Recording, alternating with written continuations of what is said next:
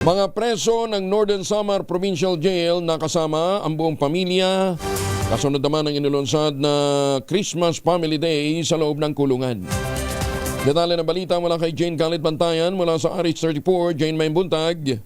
Bakas naman sa mukha ng mga preso ng Nagkalang Provincial Jail sa Northern Samar ang tuwa matapos na makasama nila na ang buong araw ang kanilang pamilya sa inilunsad na Christmas Family Day ng mismong management ng Provincial Jail, kung saan plinano ito mismo ng Jail Warden Kenson Asibuche. Layunin naman ito ng Pasko ay magbigay ng kulay at pag-asa sa kanilang mga buhay sa kabila na nasa likod ng rihas.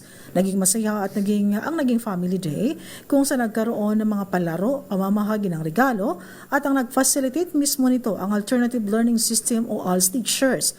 Nagsalo-salo ang mga preso kasama ang kanilang pamilya. Highlight na nasabing aktibidad ang pagpipili ng Best Christmas Wish mula sa handwritten messages na isinabit sa jail's Christmas tree.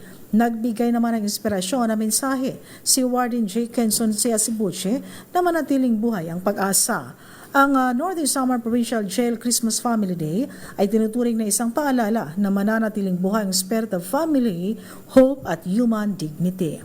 Mula sa Aksyon Radyo Katarman, RH34 Jane Galit Bantayan ng DCRH.